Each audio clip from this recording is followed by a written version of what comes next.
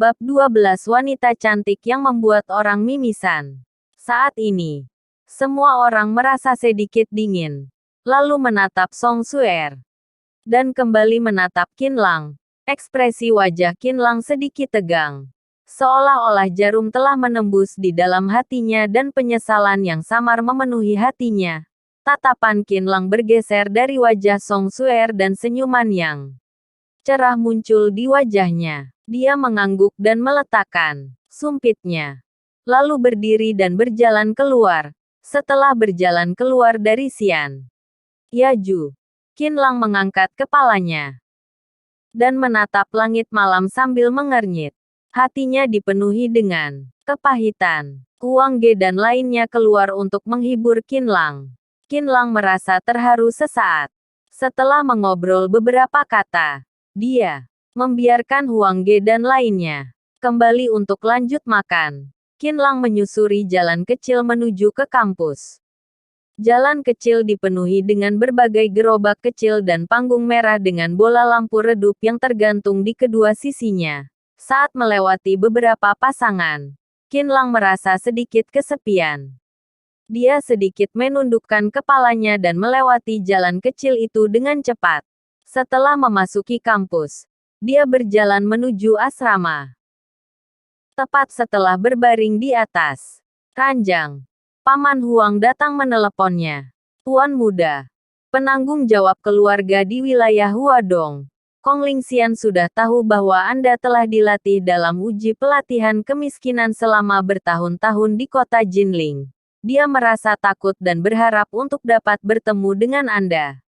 Bisnis keluarga Qin Lang berpusat di Huaxia dan menyebar ke seluruh dunia, seperti wilayah Amerika Serikat, Amerika Selatan, Eropa Barat, Asia Pasifik dan lainnya. Pembagian di dalam negeri jauh lebih rinci, termasuk wilayah Huadong, Huabei, Huanan, Sinan, Dongbei, Zhongnan, Xibei, Hong Kong, Macau, Taiwan dan lainnya.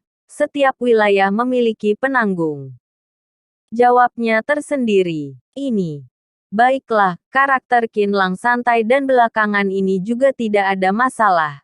Ada baiknya juga untuk bertemu dengan bawahan dari keluarga. Baik. Saya akan segera memberitahukannya dan saya akan meminta dia untuk menemui Anda di Universitas Jinling. Tidak perlu. Paman Huang. Aku pergi bertemu dengan Tuan Kong saja. Tidak nyaman di dalam universitas. Qin Lang menolak saran dari Paman Huang. Kemegahan Kong Lingxian yang sebagai penanggung jawab wilayah terbesar di keluarga tidak akan terlalu kecil. Qin Lang tidak ingin terlalu mengeksposnya. Karena dia masih ingin menjalani hari-hari yang menenangkan di kampus. Tuan muda, ini tidak sesuai dengan aturan jika Anda pergi menemuinya. Bagaimana mungkin Kong Lingxian bisa merepotkan Anda untuk datang sendiri? Kata Paman Huang dengan takut. Tidak apa-apa. Paman Huang. Jangan mengkhawatirkannya. Aku kebetulan ingin berkeliling kota. Tidak masalah. Qin Lang tidak menganggap kesopanan yang palsu ini dengan serius. Tuan muda. Anda sangat baik kepada bawahan Anda. Saya akan membicarakannya dengan Kong Lingxian sekarang. Oke. Setelah Qin Lang selesai berbicara, dia menutupi panggilannya. Segera, Paman Huang kembali meneleponnya lagi. Tuan muda, Kong Lingxian akan mengadakan acara jamuan makan di Hotel Jinmao pada besok siang dan menantikan kedatangan Anda. Apakah menurut Anda itu oke? Oke. Begitu saja. Setelah selesai berbicara dengan Paman Huang, Qin Lang berbaring di atas ranjang sambil bermain dengan ponselnya dan langsung tertidur, hingga diganggu oleh suara obrolan. Dia menyipitkan matanya, lalu melihat Huang Ge dan lainnya sudah pulang. Zhang Qi benar-benar hebat. Dia masih bisa bernyanyi setelah makan. Dengarlah suaranya. Terdengar sangat buruk sekali. Ren Hao mengutuknya. Saat kita kembali, langit sudah hampir hujan. Akankah dia benar-benar membawa Song Suer untuk menaiki sepeda motor? Yinting mengerutkan kening dan kacamatanya berkilau terang. Sudahlah. Mandilah. Jangan berisik lagi. Huang Ge meringkuk mulutnya untuk menunjukkan Qinlang yang sudah tidur. Sedangkan Ren Hao dan Yinting juga mengecilkan suaranya dan kemudian masing-masing pergi mandi. Saat keluar dari asrama untuk pergi ke kelas pada keesokan harinya. Tanah di luar basah. Tetapi udaranya sangat sejuk. Kelas kedua telah usai dan Qin Lang hendak berbaring di atas meja untuk sementara waktu. Huang Ge bergegas masuk ke dalam. Song Suer sedang dalam masalah lagi. Huang Ge berjalan ke arah Qin Lang dan berkata dengan cemas. Hah, ada apa yang terjadi lagi padanya? Tanya Ren Hao dengan mulut yang terbuka lebar. Song Suer ini terlalu suka mencari masalah bukan? Ada saja ceritanya untuk terus bermasalah. Apakah dia jatuh kemarin? Yinting malah tidak terkejut. Bagaimana kamu bisa tahu? Tanya Huang Ge sesaat. Hujan tadi malam deras. Jika menaiki sepeda motor, sangat mudah untuk menimbulkan masalah. Kata Yinting sambil mendorong kacamatanya. Lia, aku baru saja latihan di lapangan. Zhou Xin menelepon aku dan berkata bahwa Zhang Qi membawa Song Suer ke jalan raya Binjiang untuk mengendarai sepeda motor. Tanahnya terlalu basah, sehingga jatuh dan sudah diantarkan ke rumah sakit pada tadi malam. Teman-teman sekamarnya sudah pergi tadi pagi dan dia juga meminta aku untuk pergi melihatnya. Huang Ge mengatakan semuanya dalam satu tarikan nafas. Ayo, kita pergi melihatnya sekarang. Bagaimanapun, Song Suer telah mentraktir kita makan pada tadi malam. Huang Ge menepuk bahu Ren Hao dan Yinting. Ayo pergi melihatnya. Ren Hao dan Yinting berdiri. Qin Lang, apakah kamu pergi? Huang Ge melihat Qin Lang yang masih duduk di posisinya tanpa bergerak. Kalian pergi saja. Aku masih ada sedikit urusan. Qin Lang menggelengkan kepalanya. Oke, baiklah. Dengan adanya pelajaran kemarin, Huang Ge juga tidak memaksa Qin Lang untuk pergi. Dia berjalan keluar dari pintu kelas bersama Ren Hao dan Yinting. Kemudian melambaikan tangan pada Qin Lang. Pergi dulu. Setelah mengatakannya, ketiga orang itu sudah menghilang. Sedangkan Qin Lang juga berjalan keluar dari kampus. Lalu memanggil taksi dan langsung pergi ke Hotel Jinmao. Hotel Jinmao dapat dikatakan sebagai salah satu hotel termewah di kota Jinling. Meskipun berada di gedung-gedung tingkat tinggi di daerah perkotaan Jinling. Sebuah bangunan kaca persegi itu juga terlihat cukup mencolok. Di sekitarnya adalah lapangan hotel yang dipenuhi oleh segala jenis mobil mewah. Qin Lang berjalan menuju pintu hotel. Setelah masuk, dia baru saja menyadari bahwa ambang pintu yang terlihat sangat rendah dari kejauhan sebenarnya juga memiliki tinggi yang sama dengan bangunan 2 lantai. Hotel ini megah dan dihiasi oleh lampu kristal yang besar, sinar lampu yang berwarna emas, ubin lantai putih pudar, karpet merah cerah dan layanan staf yang sangat baik. Semuanya ini menunjukkan kemewahan dan latar belakang dari Hotel Jinmao. Ketika menginjak karpet merah yang lembut selebar 2 meter, Qin Lang berjalan menuju lift. Ketika pintu lift hendak ditutup, melalui celah pintu yang menyempit, Qin Lang melihat seorang wanita dengan riasan yang menawan dan bergegas menuju lift. Kemudian Qin Lang segera menekan tombol lift. Rambutnya yang panjang, wajahnya yang bulat, kulitnya yang seputih salju dan kedua matanya dengan bulu mata yang panjang terlihat sangat beraura. Dia mengenakan kemeja yang berwarna merah muda. Kalung berlian tergantung di lehernya yang seputih salju dan di bawahnya mengenakan celana jeans yang terlihat sangat mumpuni. Qin Lang berdiri di sampingnya.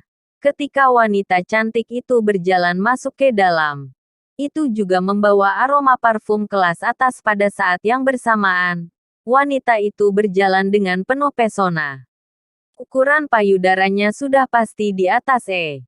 Saat berjalan, dia bisa melihat keduanya yang sedang bergerak naik turun. Bagian pinggulnya adalah bagian terlebar dari tubuhnya dan belakangnya menunjukkan sudut busur yang melengkung. Qinlang hanya pernah melihat wanita cantik seperti ini dari komputer. Saat ini, dia benar-benar muncul di depannya dan ini benar-benar memberi kejutan yang kuat untuk saraf Qinlang. Ketika pintu lift ditutup, hanya ada Qinlang dan wanita cantik yang berambut panjang itu di dalam. Wanita cantik yang berambut panjang itu melipatkan tangannya di dada. Ketika seorang wanita cantik berdiri di sampingnya, hati Qinlang tersentuh. Tatapannya diam-diam melirik wanita cantik yang berambut panjang itu. Apa yang kamu lihat? Wanita cantik yang berambut panjang itu menoleh dan menatap lurus ke arah Qinlang. Hah, tidak ada. Qinlang terkejut. Pada saat yang bersamaan, ketika wanita cantik yang putih dan sempurna ini muncul di depannya dan aura hangat saat dia berbicara mengalir ke wajahnya. Hati Qinlang tersentuh lagi dan hampir saja akan terbang keluar dari tenggorokannya. Yang membuatnya ketakutan sampai harus terburu-buru untuk berdiri dengan benar ketika wanita cantik yang berambut panjang itu melihat Qinlang.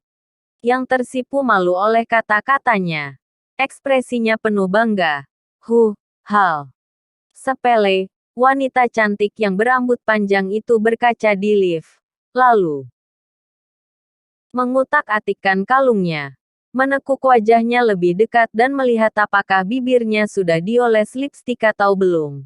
Qinlang telah memperingatkan dirinya sendiri untuk tidak melihat wanita itu lagi. Tetapi ketika dia bergerak seperti ini, pinggulnya yang sudah melengkung menjadi lebih melengkung. Bagaimana mungkin Qinlang bisa menahannya? Dia diam-diam melirik pinggul wanita cantik yang berambut panjang itu 2 kali. Kamu masih lihat? Wanita cantik yang berambut panjang itu berbalik. Lalu, mendekati Qinlang dan bertanya dengan ganas. Kedua puncak yang menjulang itu sedikit bergetar dan jaraknya dengan tubuh Qinlang hanya 10 cm. Bahkan Qinlang juga bisa merasakan sedikit kehangatannya. Detak jantung Qinlang semakin cepat dan tiba-tiba merasakan hidungnya yang memanas. Darahnya keluar dari hidung dan Qinlang segera mengangkat kepalanya. Benar-benar tidak berguna. Apakah ini langsung mimisan? Ketika melihat adegan ini, wanita cantik yang berambut panjang ini juga tidak marah lagi. Kemudian dia melipatkan tangannya di dadanya sambil menertawakan Qinlang. Qinlang merasa hidungnya sangat gatal. Haciu. Qinlang tidak tahan untuk bersin.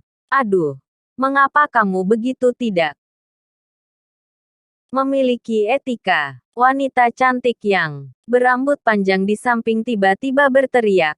Qinlang membuka matanya dan melihat bahwa dirinya sendiri benar-benar bersin. Kemudian menyemprotkan darah hidungnya di kemeja bagian dada si wanita cantik berambut panjang itu. Maaf. Qinlang terus-menerus minta maaf. Lalu tanpa sadar mengeluarkan tisu dan mengulurkan tangan untuk menyeka darah di dadanya. Tangannya telah menyentuh dada wanita cantik itu dan Qinlang masih menggunakan tisu untuk menyekanya 2 kali.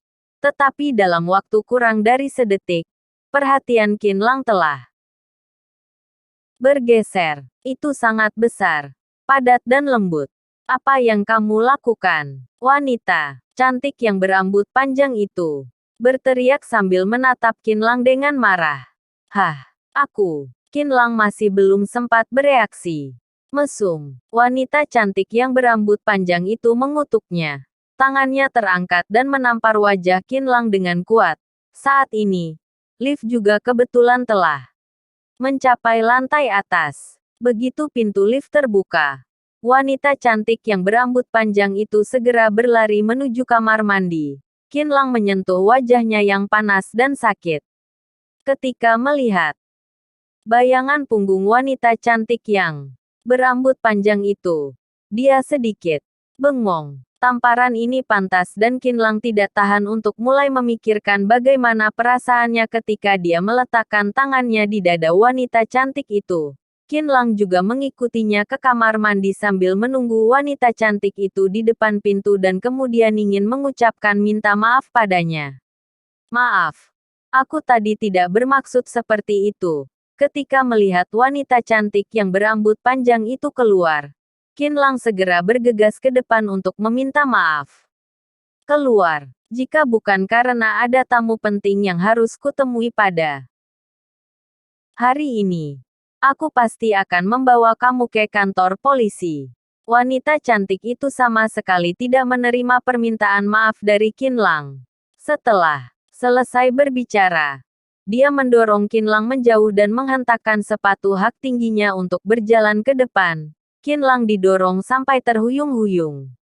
Ketika melihat bayangan punggung wanita cantik itu, dia menggaruk kepalanya dan membersihkan hidungnya di kamar mandi. Kemudian berjalan perlahan ke kamar 888 yang telah dijanjikan oleh Kong Lingxian. Bab 13 Orang kaya makan masih mau dibungkus juga.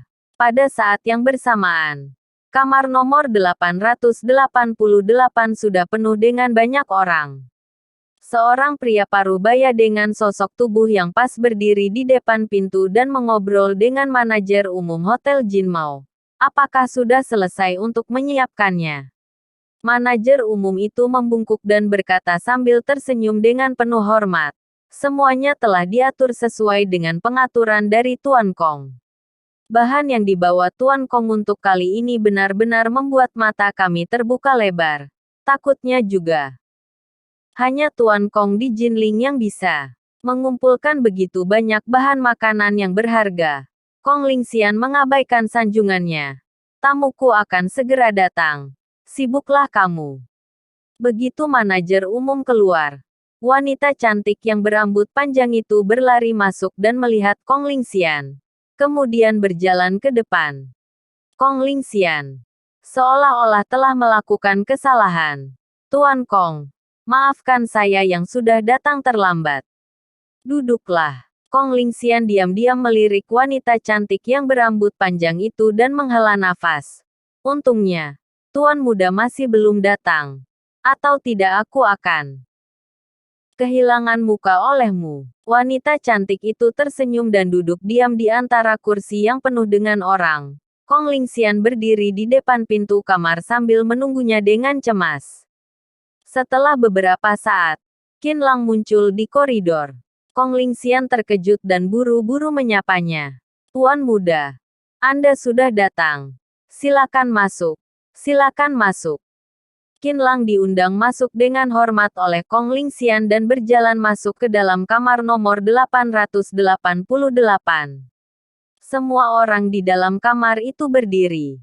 Masing-masing dari mereka mengenakan setelan jas dan berusia 4 hingga 50 tahun. Kebanyakan dari mereka adalah orang kelas atas dari kota Jinling dan provinsi sekitarnya. Inilah orang-orang yang bekerja untuk keluarga di wilayah Huadong. Kong Lingxian memperkenalkannya untuk Qin Lang dan berkata dengan senang kepada yang lainnya. Beliau adalah Tuan Muda. Halo, Tuan Muda. Semuanya serentak untuk menyapanya. Ternyata itu dia. Ketika wanita cantik yang berambut panjang itu melihat Qin Lang, matanya melebar dan menunjukkan tatapan yang sulit untuk dipercaya. Segera, aura panik dan kecemasan mengalir ke seluruh tubuhnya. Dia baru saja menampar tuan muda dari keluarga itu di dalam lift bukan? Qin Lang juga telah memperhatikan wanita cantik itu. Dia juga tidak menyangka bahwa wanita cantik yang seksi itu akan menjadi bawahan dari keluarga. Pandangan Qin Lang tertuju pada wanita cantik itu selama 1 detik dan kemudian ekspresinya kembali seperti biasa. Semuanya duduklah. Tuan muda, persilakan Anda untuk duduk terlebih dahulu.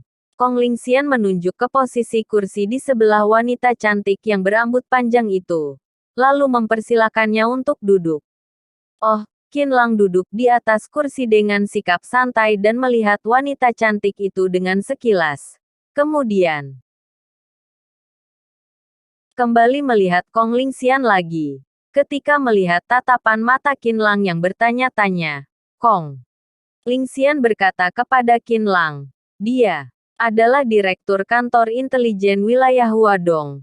Luo Qian tersenyum pada Qin Lang. Dia tidak berani menyanjungnya dan senyumannya itu sangat pahit, lemah dan frustrasi. Tidak heran bahwa dia telah menampar tuan muda dari keluarga itu, meskipun dia optimis. Aneh baginya untuk tertawa.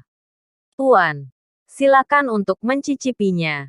Saya secara khusus menyiapkan ini untuk Anda. Kong Lingxian memperkenalkannya kepada Qin Lang. Oke, Qin Lang mengambil sumpit untuk mengambil makanan, lalu memasukkannya ke dalam mulut dan merasakan rasa yang sangat lezat. Dia tidak pernah makan di hotel kelas atas selama lebih dari 7 tahun. Saat pertama kali memakannya, dia baru bisa merasakan bahwa ini begitu lezat bukan? Qin Lang diam-diam memikirkannya di dalam hatinya.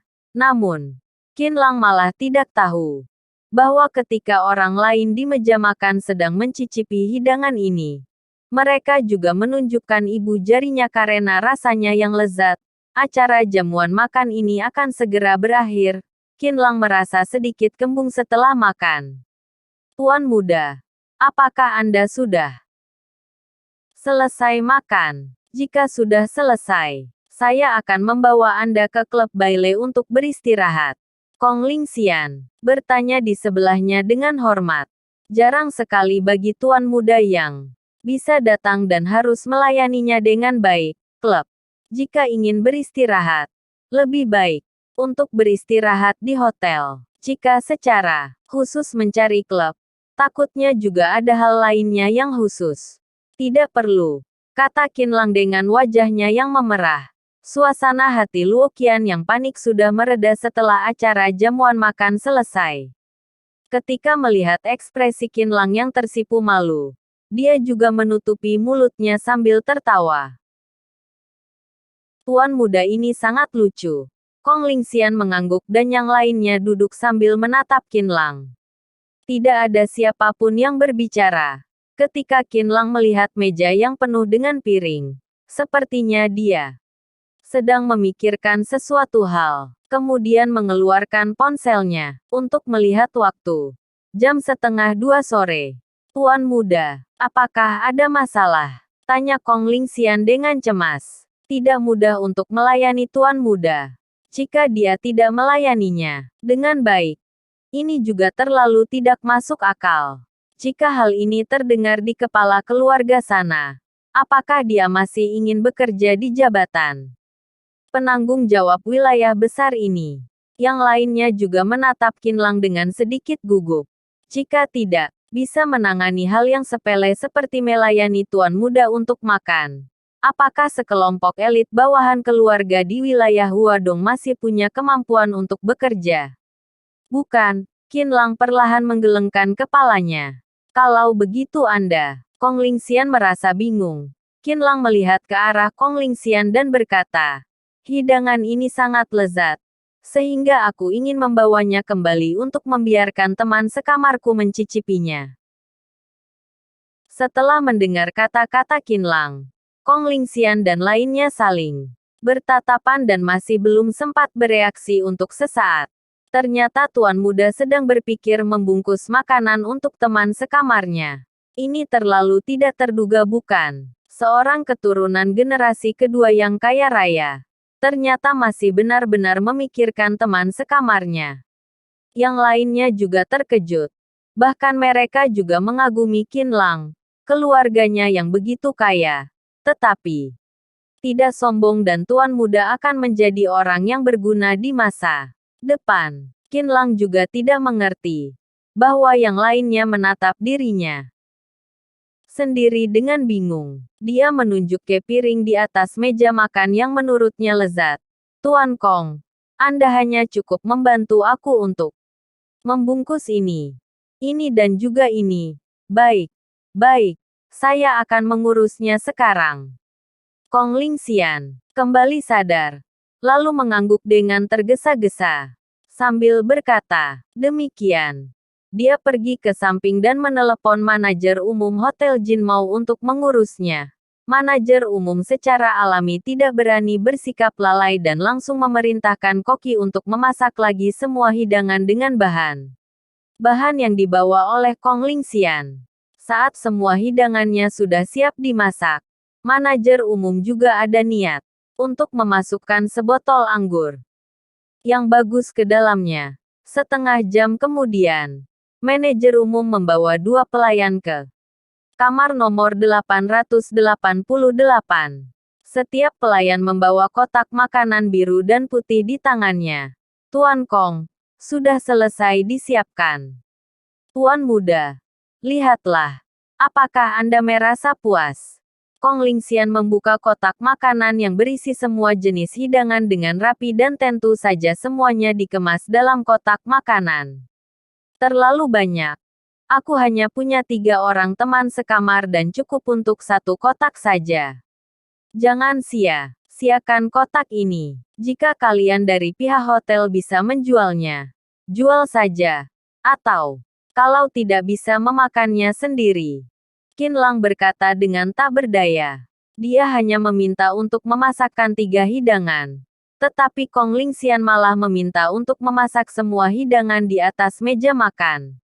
Itu lagi. Saya akan membantu Anda untuk membawanya. Kong Lingxian secara pribadi mengambil kotak makanan itu dan mengikuti Qin Lang dari belakang. Sekelompok orang berjalan keluar dari Hotel Jinmao.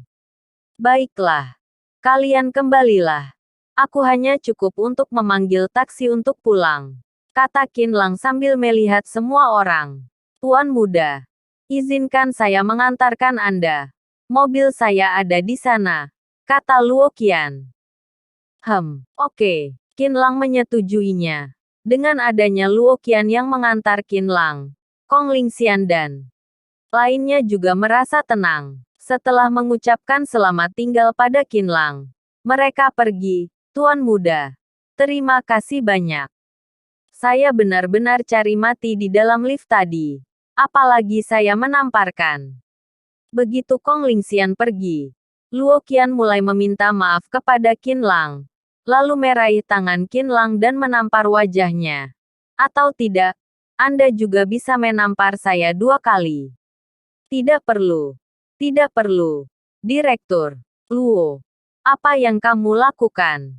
Qin Lang menarik tangannya sendiri. Seharusnya, aku tidak melihat kamu di dalam lift dan benar-benar tidak apa-apa jika kamu menamparkan aku. Ini berkah bagi Luo Qian untuk diintip oleh Anda.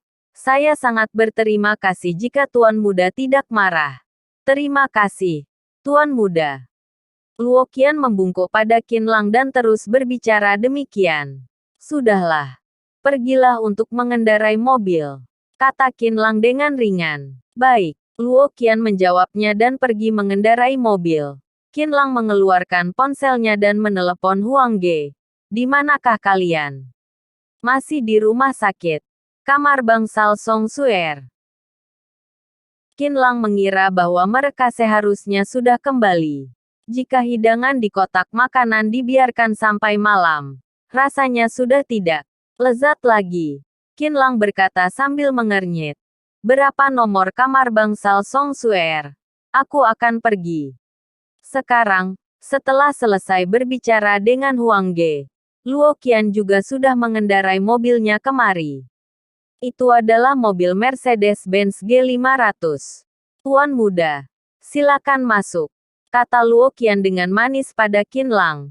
Qin Lang meletakkan kotak makanan di kursi belakang. Kemudian membuka pintu mobil kursi sebelah pengemudi dan duduk. Apakah pergi ke universitas? Jinling. Tuan muda, Luo Qian menoleh dan bertanya pada Qin Lang. Pada saat ini, situasinya telah menjadi di mana keduanya sendirian lagi di dalam.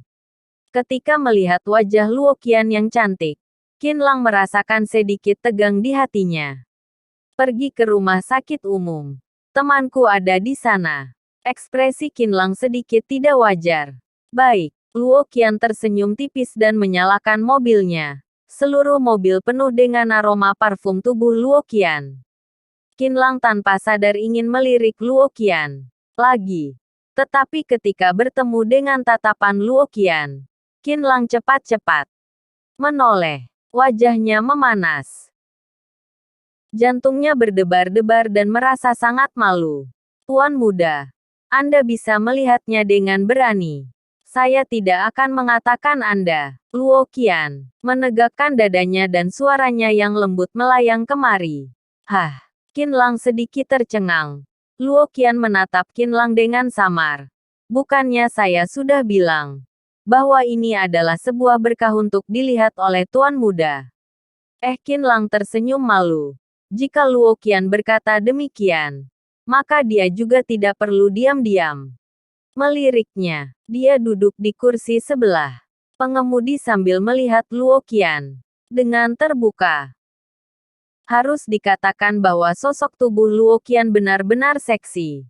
Daun telinga yang transparan di bawah rambutnya. Kedua puncaknya yang padat dan lengan yang seputih salju. Segala sesuatu di tubuhnya sangat mempesona. Mulut Qinlang menjadi kering. Jika ingin memecahkan telur di wajahnya, itu akan segera matang tanpa disadari. Rumah sakit umum telah tiba dan Luo Qian melihat tatapan Qinlang masih tertuju pada tubuhnya. Dia tidak bisa menahan tawa karena malu. Tuan muda, sudah sampai. Sudah sampai. Qinlang baru saja kembali sadar. Terima kasih. Kalau begitu aku turun terlebih dahulu.